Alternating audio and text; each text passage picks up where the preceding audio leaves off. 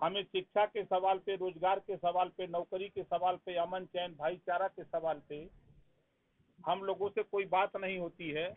सिर्फ समाजवादी पार्टी कांग्रेस के लोग सिर्फ नफरत बताते हैं कि भारतीय जनता पार्टी खा जाएगी, भारतीय जनता पार्टी आपका नुकसान कर रही है।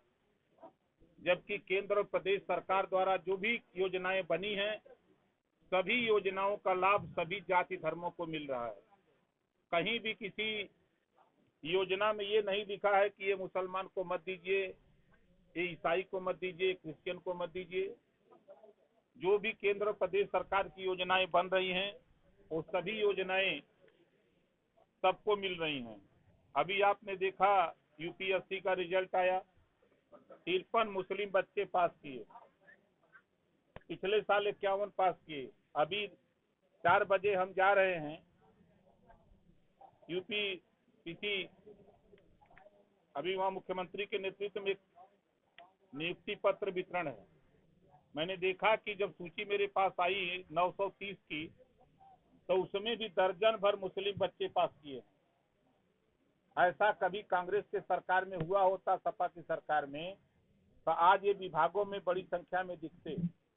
लेकिन आज योगी जी के नेतृत्व में, मोदी जी के नेतृत्व में जो काम चल रहा है, प्रयास ये हो रहा है कि बेहतर शिक्षा, बेहतर स्वास्थ्य, बेहतर रोजगार, नौकरी और अमन चैन भाईचारा मिले। इसी बात को लेकर के आज कुल संख्या इनकी है 1030 लोग आज पार्टी ज्वाइन कर रहे हैं भाई खुर्शीद आलम जी के नेतृत्व में। यही ना, अभी और सूची बता रहे हैं, बन नहीं पाई है, तो फिर अगले टर्न में हो जाएगा। उन्होंने सही कहा है। देखिए, मैं कहता हूं ना कि समाजवादी पार्टी में जितने भी विधायक, सांसद हैं, जितने नेता हैं, वो लोडर का काम करते हैं। 4 बार मुसलमानों ने वोट दे करके यादव को मुख्यमंत्री बनाया। एक बार भी समाजवादी पार्टी के मुखिया, चाहे अखिलेश जी हो, चाहे और कोई हो, एक बार भी उन लोगों ने नहीं कहा कि मुसलमानों का भी हक बनता है, इनको भी मुख्यमंत्री हम बनाएंगे।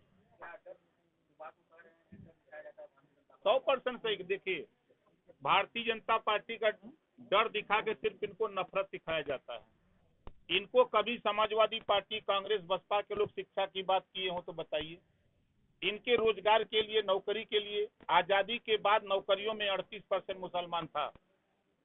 आज इतना विकास कांग्रेस, सपा, बसपा के लोगों ने किया कि आज 1% नहीं है। ये सिर्फ नफरत सिखाते हैं लोग कि आप भाजपा से खा जाएगी, भाजपा रहने नहीं देगी। अभी आपने शाहीन बाग की चर्चा सुना ही होगा कि देश से मुसलमानों को निकाल दिया जाएगा, और एनआरसी सीए लागू हुआ, एक भी पूरे देश से मुसलमान निकला। आज उनका जो है अधिकार देने का कानून था, और ये विपक्ष के लोग समझा रहे थे कि कानून देश से निकालने का, आपका अधिकार छीनने का है। तो विपक्ष के लोग हमेशा नफरत की बात करते हैं, और यहाँ सबका साथ सबका विकास हो रहा है। नहीं, देखिए, हम उनके बयान से सहमत नहीं हैं। हाँ, इतना जरूर कहूंगा कि जैसे आप सड़क पर जाते हैं तो जो डीजे बजाते हैं तो आपकी गाड़ियां हिलने लगती हैं। महसूस किए होंगे, अगर कहीं भेंट हुई होगी तो हम लोग तो बराबर प्रयास करते हैं कि उतने साउंड में आप बजाओ कि जो आपको भी तकलीफ ना हो, हमको भी तकलीफ ना हो। उनका कहने का तात्पर्य है, देखिए, समाजवादी पार्टी को विचारों की, सिद्धांतों की लड़ाई तो लड़ते नहीं। अगर वो लड़ते तो मुसलमानों को शिक्षा की बात करते, स्वास्थ्य की बात करते, रोजगार की बात करते, नौकरी की बात करते। सत्ता पाने के बाद समाजवादी पार्टी के नेता अखिलेश यादव जी अपनी बिरादरी को खाली बढ़ाने का काम करते हैं। मैं जो वीडियो दिखा रहे हैं, उसके बेटे की एक्सीडेंट में डेथ हुई थी। अब वो रो रही है, तो कुर्सी पर बैठ करके पैर पकड़ के रोएगी? उनको इतना ज्ञान होना चाहिए, पोस्ट करने वाले लोगों को भी ज्ञान होना चाहिए कि एक उसकी बूढ़ी माँ है जो बर्तन मांज करके किसी तरह अपना रोजी रोटी चलाती है, जो बेटा मरा है उसकी माँ पैर पकड़ के रो रही है। वही फोटो है। तो समन्वय है ही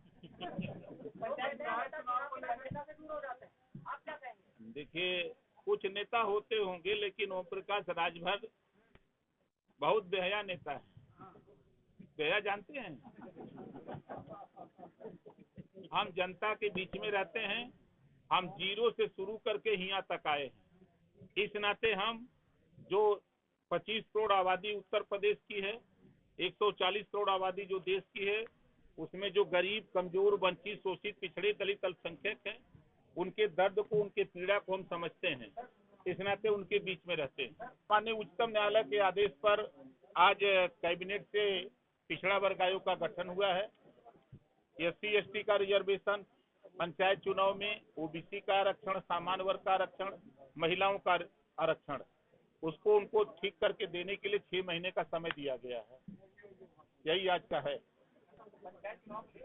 न्यायालय में मामला ले गए समाजवादी पार्टी के लोग, तो लटकाए हैं, हम क्या करें? देखिए, अब आप बताइए, ये जीतते हैं। अगर हम बंगाल की तरोताजा बात करें, EVM से ही 215 सीटें ममता जी जीती थी। अब हार गई तो EVM खराब। अखिलेश यादव जी की सरकार EVM से बनी, हार गए तो EVM खराब। अभी सांसद जीते हैं, EVM सही है उनके लिए। जब हार जाते हैं तो EVM खराब है, जीत जाते हैं तो EVM सही है। केरल में अभी उदाहरण है, अभी 5 राज्यों के चुनाव हुए, 5 राज्यों में केरल में कांग्रेस पूर्ण बहुमत की सरकार बनाई। अगर EVM में चोरी होती तो वहाँ काहे बनाने देते? व्यक्ति तो आरोप ही लगाएगा। पंच न्यायालय का जो आदेश है उसका पालन हो रहा है, जो आदेश अगला आएगा उसका पालन किया जाएगा।